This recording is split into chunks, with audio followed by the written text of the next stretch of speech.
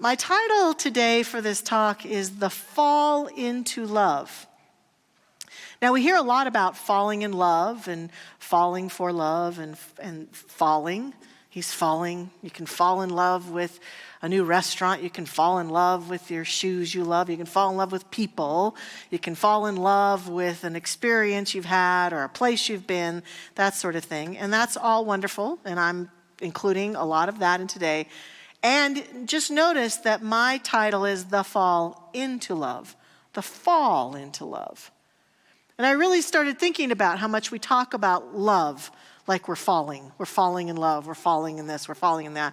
And at the same time, I noticed that as human beings, the opposite is pretty much true, isn't it? Like we resist and don't want to fall at all costs. Spend a lot of time learning to walk and not fall down. And then as we grow older, I know some of us are doing exercises and things to stay centered so that if we were to fall, we could get back up, or it wouldn't be so treacherous if we actually did fall, right? So everything becomes about resisting the temptation to fall or the possibility of falling. I was hearkening back to a number of years ago. I took rollerblading lessons, and the teacher took us to a park and put us on grass with mats and all the accoutrements you put on for rollerblading, and then she made us learn how to fall. First, before we ever went skating, she taught us how to fall. And being the little optimist that I am, and rather arrogant, I was an ice skater. I'm sure I could get out there and skate. I was a little bit perturbed by this, I do have to say. And yet, what I learned from that experience is that when I could fall more easily, I could get up more easily, and that falling was going to be part of the experience, possibly, of rollerblading. And if I couldn't be okay with falling, I shouldn't try. And so it turns out it was a good exercise. It was a good thing for me to do. And so falling is a huge part of what happens when we contemplate love. And I think it's so interesting. And I'm inviting us to consider today learning how to fall into love more courageously, powerfully, doing what it's going to take in our lives with the people we share our life with every day, or occasionally with people we work with our friends, and with the world at large. What will it take for us to fall more into love instead of the opposite?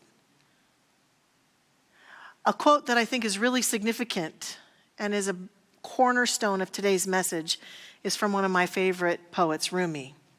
Rumi says, "Your task is not to seek for love, but merely," he says merely, kind of casually there, "merely to seek to find all the barriers within yourself that you have built against it."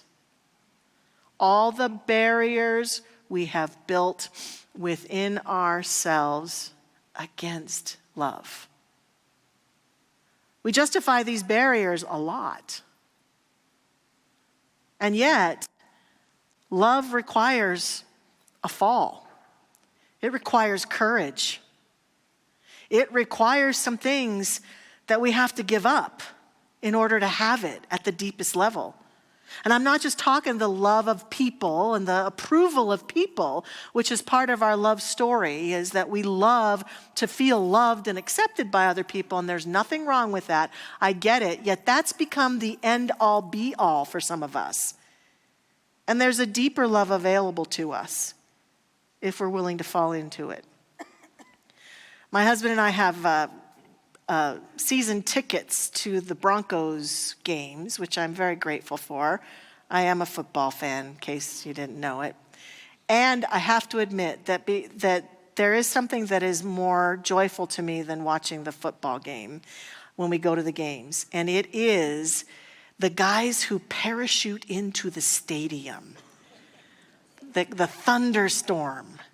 And every time they parachute into the stadium, Alan Roach, the announcer, will say something basically like, and now the thunderstorm paratroopers or parachuters are jumping out of a perfectly good airplane into the stadium. And we have a picture of it where they will put on a camera showing themselves jumping into the stadium. Now, jumping takes a lot of courage, I would think.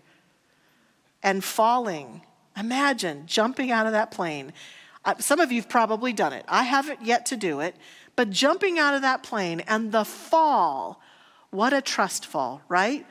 They've got their thing that they're gliding, and I'm fascinated that they can steer themselves and they can come down into the stadium, and sometimes they land on a little piece of something that's not much bigger than this, and I just don't know how in the world they do that. But the little girl inside of me is completely delighted by it.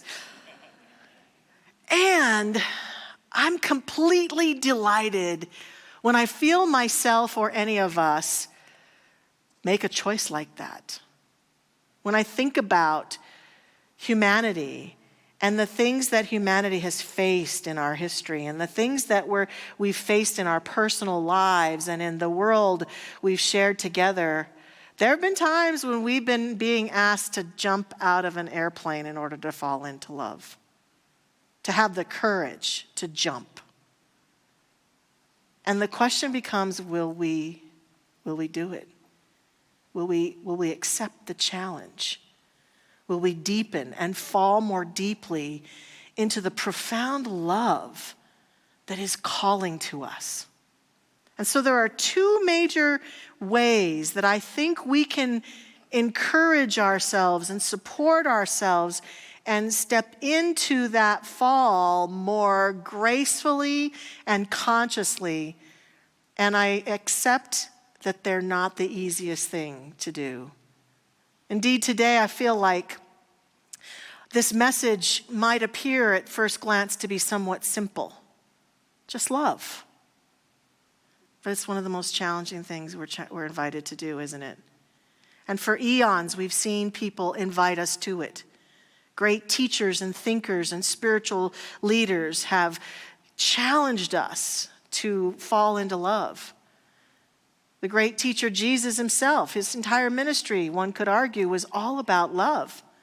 Loving everyone, no matter what. Loving our enemies, no matter what.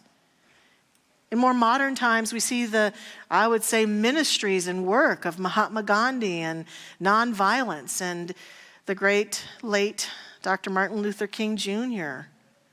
and his dedication to nonviolence, all born out of a deeper love. What if instead of hating each other, what if instead of criticizing each other, what if instead of creating this sense of polarity, we instead found ways to be, live, act, speak in every relationship and in every realm of our life from love? That's the question we've been being asked. And we continue to be asked. And I think we continue to be asked it because it's our nature. It's who we are at the deepest part of our being. And we have to, at some point, make a commitment to take that fall. Just like those guys have to make a commitment to jump out of that perfectly good airplane. We have to make a commitment to jump out of our perfectly good ideas about things into love. And it can be very risky. So the two things that I think will help us the most. The first one, we have to be willing to jump into or fall into profound growth. Profound growth. I think we have this romanticized projection with most relationships that we'll go out into the world, we'll find friends, we'll find people we love working with. If we're interested, we'll find a life partner. And once we find them, everything will be perfect. There's some laughter, you notice that? Some people know that may not be true. It is perfect, but maybe not in the way we humans have decided it would be perfect.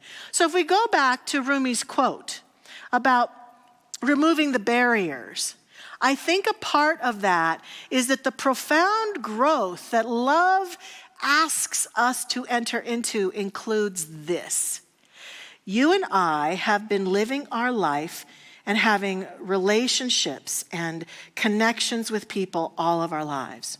We all have a family of origin. We all had friends and grandparents and aunts and uncles and teachers and mentors and tormentors and people in our life who were part of our living. And through all of those relationships, especially when we were young, we came to conclusions about ourselves and about life and about relationships and about love. Those conclusions, decisions that we made early on, live in the deepest recesses of our minds, and they become, if they're not positive, barriers to love. Some of them are perfectly positive, right? I personally have a belief, and have since I was a little kid, that it's easy for me to make and have friends. Never have really had any doubt about that. Not that every friendship I've ever had has gone perfectly, or I've gotten along perfectly well, or never had a disagreement with a friend, but I find friendships to be fairly easygoing. In other parts of my life, I found other relationships challenging. What barriers live in me that I have to remove in order to have a different experience? Because we teach here that consciousness creates. We teach here that there's a law pouring through us that uses our consciousness to draw people and experiences to us. And nowadays, even in the world of brain science, they're absolutely accepting and seeing that our brains, at the very least, even if you're not sure you've bought into that whole notion that we attract things to us, our brains absolutely scan environments, always looking for what we already believe is true. Always looking for who we already think might be a fit for us. But the way we look and the way we do that search, as long as those barriers remain unhealed within us, is with barriers on board. And therefore, what happens is you think, oh, that is the perfect job for me. Those people are amazing. That's the perfect person for me to be in relationship with. I just know they're perfect. They're perfect for you. In every way that you have great love to give, and in all your barriers.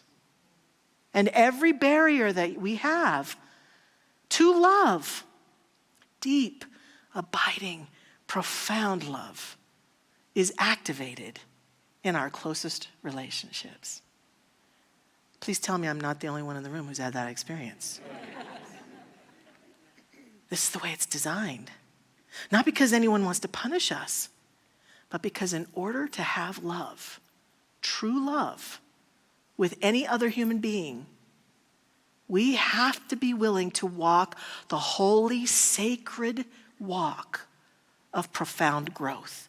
Growth that allows us to see those barriers as they rise up and say, oh, I have a barrier that believes that I'm unworthy. And so every time this person says or does, I feel unworthy. I have a barrier within me that says I'm unlovable. Or I have a barrier that says that when I get criticized, I should run, whatever it might be.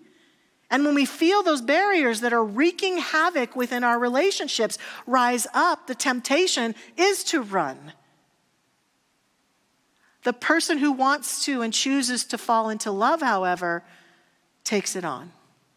It says, this is an opportunity for me to grow, and I will do that work. I will oftentimes need to forgive the person who taught me that this was the way I should behave, or taught me that belief about myself. I might have to do some work with a practitioner or someone to help me have a more objective viewpoint of myself. I might have to enter into conscious, active ways of loving and appreciating myself, new self-talk, whatever it might be, but I have to grow, and I shall do it fearlessly and powerfully because I want to and I choose to experience deepened love within my relationships. This is the power of this. And it can be challenging. I found a comedian who wrote about relationships and had a few quips I thought I would share. Romantic relationships. just to kind of give us a little levity for the day, who said, relationships are just two people constantly asking, what do you want to eat? This is my favorite. Marriage is like a walk in the park, Jurassic Park. Falling in love is easy. Staying in love is like juggling fire while blindfolded. Yeah, it could be a little bit of that. But we are always being invited through all of our relationships, not just marriages or long-term commitment relationships, through all of our relationships, to do that work, to grow, to step in, to remove the barriers, to allow those barriers to begin to fall away. Our founder, Ernest Holmes, says to us, there is no fear in love, and there is no liberation from fear without love. Fear is always based on the supposition that we are unprotected, rejected, friendless. If the fearful mind would entertain love and the harmony and peace that go with it, then it must turn from everything that denies this love and, trusting in divine guidance, open its being to the influx of love. Not just the love of God, but love of everything. For love is an all-inclusive conception. So we allow ourselves to fall into love by falling into growth, profound growth, and knowing and accepting every relationship that you and I have with any other human being, whether we know them or not. Our perceptions about every other being show us our barriers to love. And they're invitations to let go and to move more deeply and to ask ourselves, what would love do? And indeed, the next part then that comes right with that is the vulnerability, to grow ourselves into, to fall into vulnerability, which is challenging. It's challenging from an interpersonal level, of course. We're talking about vulnerability with other human beings. To say to another human being, have a courageous conversation, or work an issue out, or come up against someone we vehemently disagree with and find a way to have conversations that are based in love and acceptance of each other. To fall into love this way and fall into vulnerability at that interpersonal level in the world of form is powerful. And that in itself is a doorway into that deeper love that calls to us. That deeper love that is the divine love as us. And this isn't just some little romantic, nice concept. This is a guiding force, a powerful force that supports us in everything and every way we choose to move forward. And it is an invitation constantly to firstly awaken to the reality that in order to experience and fall deeply into love, I've got to be vulnerable sometimes. I've got to share my heart. I've got to share my truth. And I've got to be vulnerable to the divine call within me. The divine call. And I say that we're vulnerable in this love because we often talk ourselves out of it so vehemently. I'd rather go on arguing to be right with you than listen to God's voice inside me, the love that lives inside me about what's mine to do. I'd rather be angry and righteous about things than really listen to how could I be a loving movement into the world of change and transformation in my family or in my work environment or in any part of my life. There's a deep call for us in that deep, deep listening. The human mind would say, I should be or do something, but the deeper part that wants to fall into love says, who am I going to be in this? And as I've been contemplating this week, I've been collecting things that have arisen in me about this kind of vulnerability, because I think it's really important for us to embrace it and understand it and choose it consciously. Because the most vulnerable love is a love that's transcendent of conditions and what is happening over there or out there. It's a commitment to say in our relationships, sometimes you don't say things that I like or I agree with. Sometimes you say things that I'm not happy you said. Sometimes you do things that are just don't make any gosh darn sense, right? We all know human beings who do that. Don't squeeze anybody's hand sitting right next to them right now. But what we also know is that there's a deeper love that we can access that can guide us in those interpersonal relationships and in my relationships in every part of my life. A love that's transcendent of conditions, that I can allow to have its way through me and in me and as I make choices about relationships. See, I think sometimes we think that it's either I'm a loving, kind person or I'm a grumpy kind of pushy person. But there's this place that says I can be loving and be the most activated in love, fall into love, and have the most loving boundaries. Some of us are really good at that with children, aren't we? We can say to a child that we love, oh yeah, I know you want to go jump off that cliff, and we're gonna come over here. Let's go over here. Yeah, that would be really interesting. Let's not do that. We can be very loving to kids, but not so loving to other individuals. Maybe one pathway to love that I'm talking about is to see each other as a bunch of sweet children wandering the planet together. And to be that love and to have boundaries if we need to have boundaries, yet always in love, always in light, always in joy, always from that deep place. Also, an inclusive love, vulnerable love. This is vulnerable love. An inclusive love, even of those who appear to oppose me. Isn't that what Jesus meant when he talked about loving our enemies? People who oppose us? I think my watch was just shining on Al's face. That's kind of interesting. Did I get you? To people who oppose us. To love our enemies. To step forward into that inclusive love. That's letting love have its way with us. That's falling into love. A love that is filled with guidance about what is mine to do and not too caught up in what you should do. A fall into love comes with a clarity.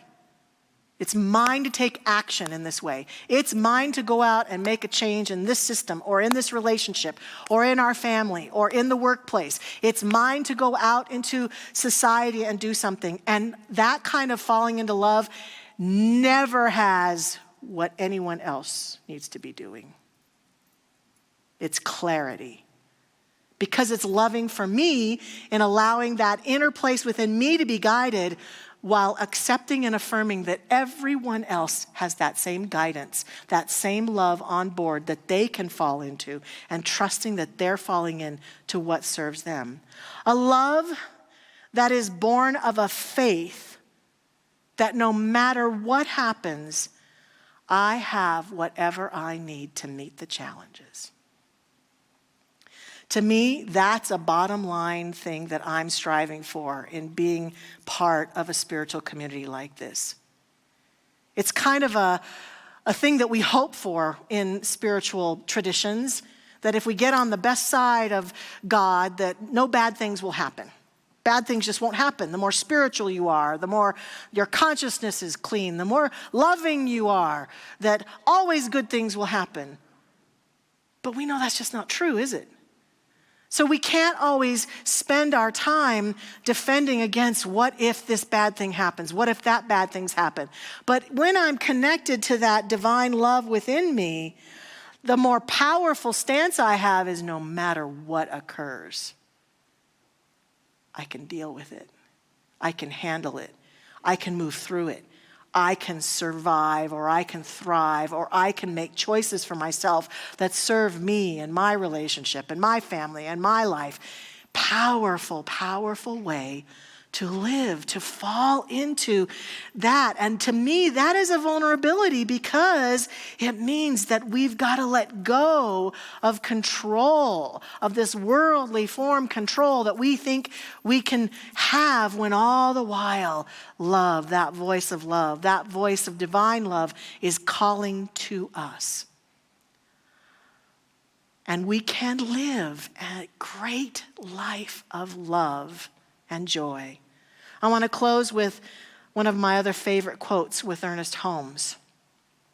He says, "The biggest life is the one that gives the most, loves the most, includes the most, has the greatest understanding and the greatest consciousness of eternal good, and redistributes this good to the largest number of people."